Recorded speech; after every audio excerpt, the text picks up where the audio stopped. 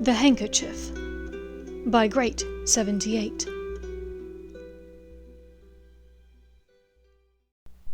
Chapter 27. Caged Birds. Draco's first morning back home had been relaxing. He'd been allowed a lie-in, a rare luxury in a dormitory with 4 other boys.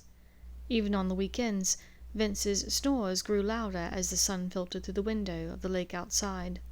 Or Theo, a perennial morning person, would be up exclaiming loudly about the previous week's professional Quidditch recaps. He laid back in his bed, one arm over his head, languidly reliving the stolen kisses he'd shared with Hermione in the Hogwarts Express alcove. He lost himself a bit in the memory. There was a pop next to the bed, and Pym announced, "Mistress Malfoy wishes to see you in the solarium. She said it was urgent." "Thank you," Draco said swiftly, torn from his reverie. Pym popped away. Draco hurriedly dressed in his everyday robes and raced down the stairs.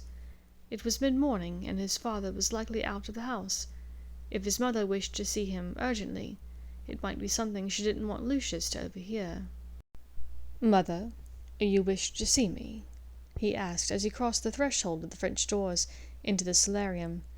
He approached the circle of curved pink sofas settled in the center of the wide, airy space, filled with flowers and plants of every type imaginable. As he neared, his attention was caught by the sight of a small elf, facing away from him. The elf was unfamiliar and clearly elderly, based upon the wrinkles and large quantity of ear hair. The elf faced Narcissa, and did not turn around at the sound of his voice. "Draco," his mother effused, "I'm glad you were able to come. I'd like for you to meet Creature again. Creature, perhaps you remember my son, Draco." Creature turned now, and bowed deeply, eyes bleary, damp as he took in Draco. For his part, Draco was uncertain when he'd seen an older and sadder-looking house elf. "The young scion of the ancient and most noble house of Black carries himself with the royal comportment befitting a young master. His nobility and regal grace is—" "Yes, Creature, Draco is a brilliant boy. Please, tell me more about your time spent at Black House." Black House. Decade-old images filtered through his mind of dusty cobwebbed furniture and menacing-looking grandfather clocks and umbrella stands. A row of dead elf heads like coat-hooks lining a wall. A grasping, drooling woman with yellowed teeth and rheumatic eyes.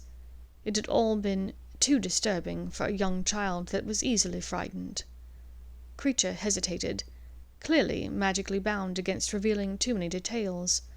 Draco held his tongue, confused about what this all meant.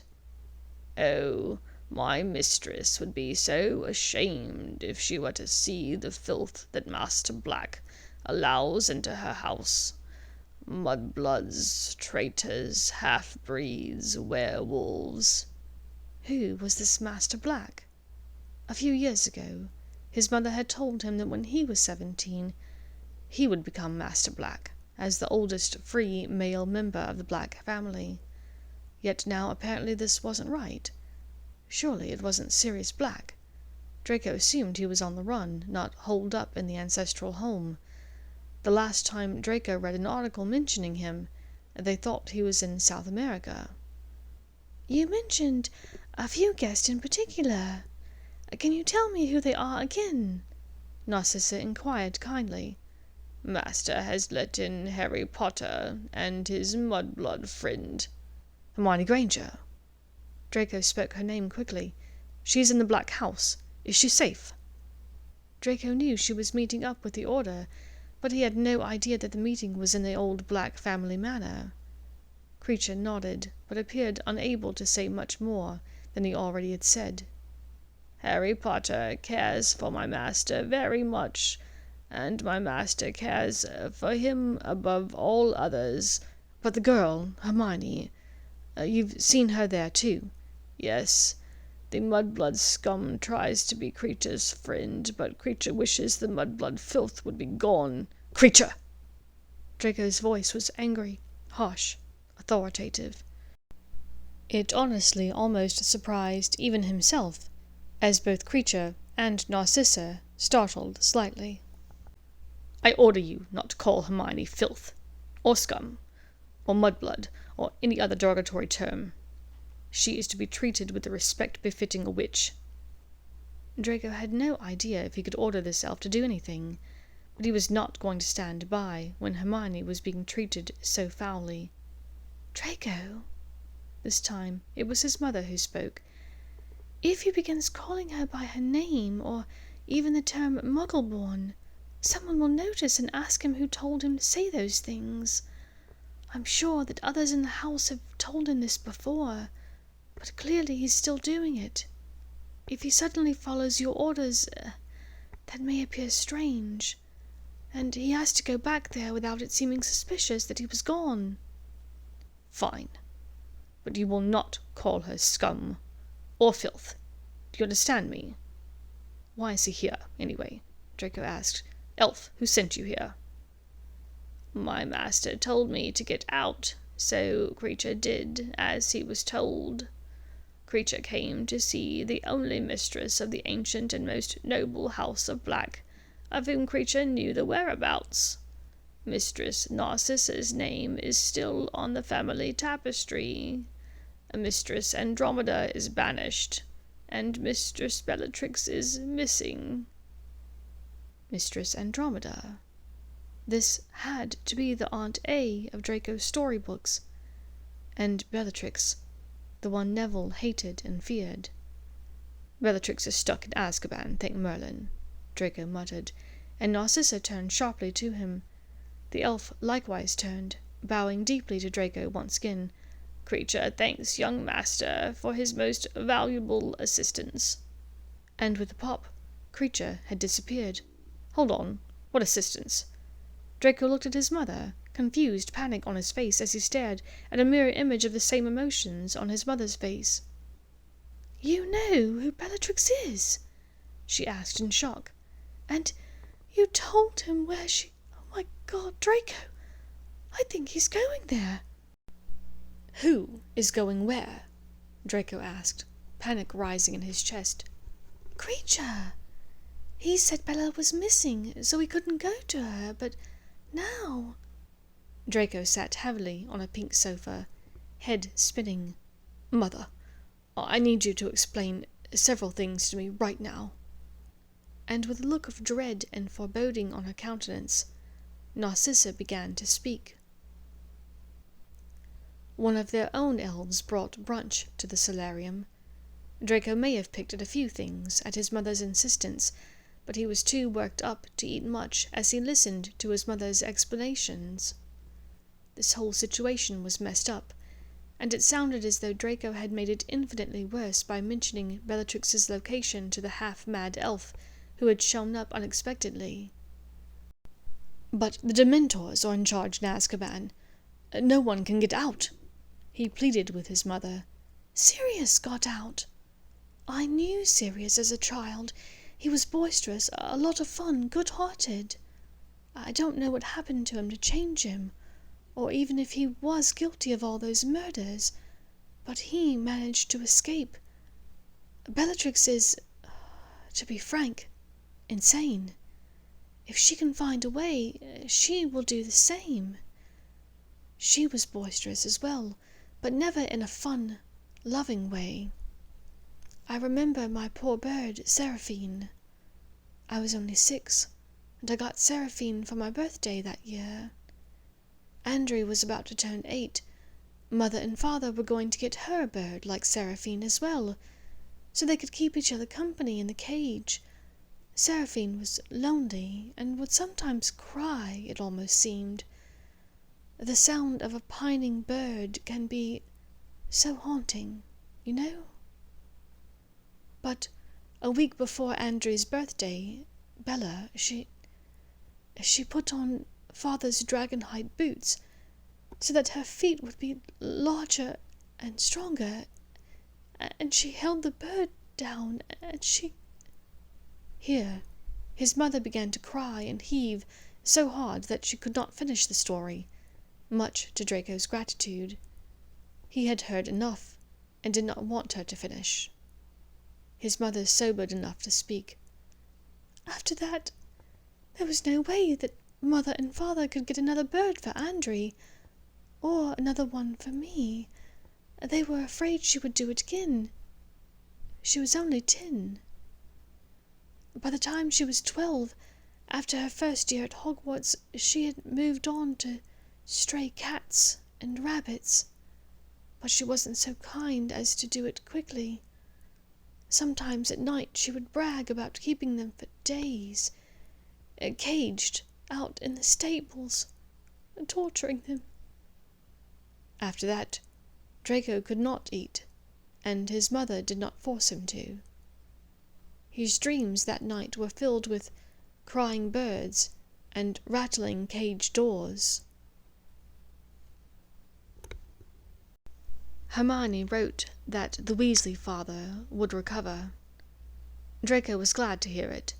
He didn't much care for the weasel, but had little problem with any of the others, and, truthfully, the idea of getting attacked by a snake made Draco's stomach knot, so anyone who kept calm and carried on through that couldn't be all that bad.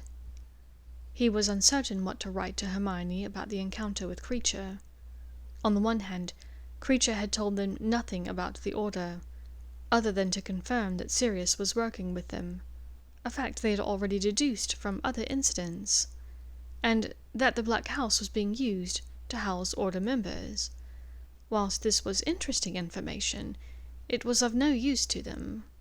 Because the house was unplottable, and now apparently sealed by a Fidelius charm, no one would be able to remember or locate the address, even if they had visited dozens of times, as Narcissa had. But if there was a chance that Bellatrix could escape, they should be warned. In the end, Draco decided to wait and see what other information he could glean before writing. Surely Bellatrix would not break out of prison in the next couple of days. Kreacher was old. He looked barely capable of standing for more than a few minutes at a time. Maybe he was senile, and would forget what he'd learned. Draco decided to use his time to find out what the Death Eaters were trying to find for Voldemort. The upcoming Christmas celebrations would hopefully offer ample opportunities. Christmas Day was ordinarily a festive affair at Malfoy Manor, with guests calling all afternoon, champagne and glühwein flowing freely, taut flambés baking in the kitchen. His mother made an effort to appear happy and joyful as a handful of well-wishers stopped by, but Draco could tell she was strained and tired. Towards 4 o'clock, when the champagne began making way for fire whiskey, Draco brought Theo and Blaise, who'd come with their parents, upstairs to see one of his Christmas presents, a new wireless system. Blaise was eagerly telling him about the PlayStation he'd gotten from his uncle, and Draco gathered that it was similar to the Game Boy that Blaise had sold to Draco years before, but bigger and better somehow. Draco hoped he'd be able to try it one day. Once upstairs, Draco locked and warded his doors, casting a Muffliato charm. Theo and Blaise exchanged a look, knowing they were finally going to hear the real reason they were up here. Hermione asked me to find out from my father, or his friends, some info about something the Dark Lord is seeking at the Department of Mysteries. Has anyone come to speak with Tiberius or Selwyn about it at your homes? Not that I've seen, but I've been avoiding spending much time with old Ty these days, Theo drawled with a smirk. It's usually bad for my health. Blaise and Draco chuckled darkly. It was difficult to get hit by an irrationally and perpetually angry wizard when you weren't in the same room with them. Blaise confirmed that Selwyn hadn't said anything. Well, if there's any way to push the discussion to it, try.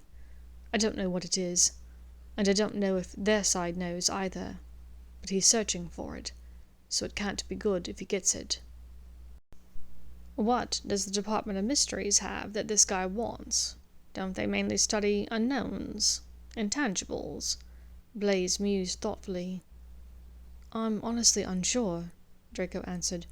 New inventions? Weapons? Experimental potions? It could be anything. But if we can find out for her, we've got to give it a try." "Do, or do not.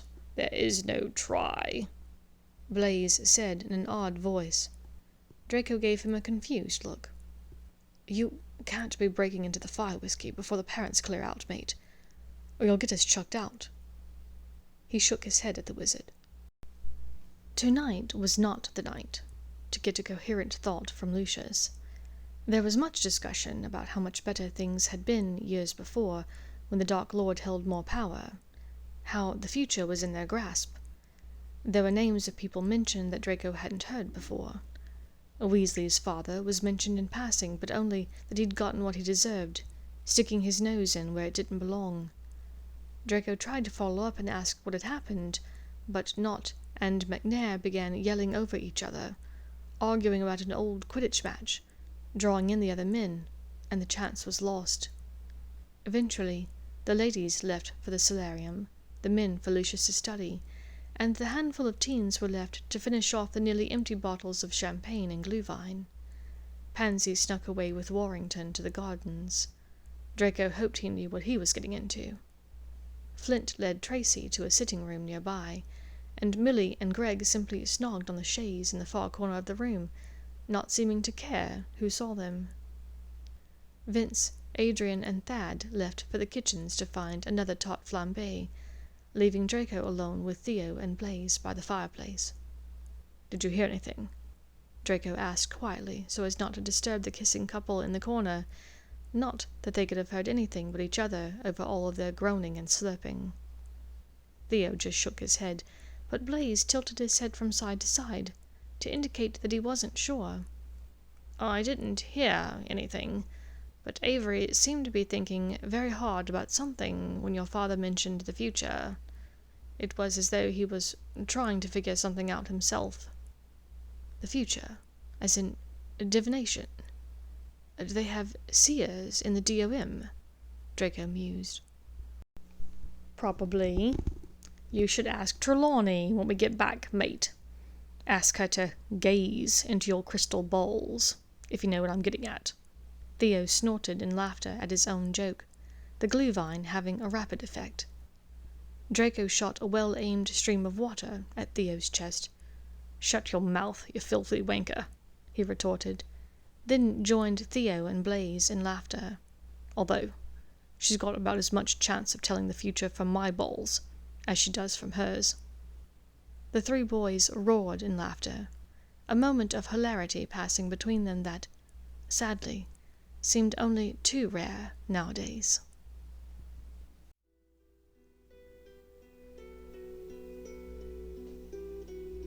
Thank you for listening to this chapter of The Handkerchief by Great 78.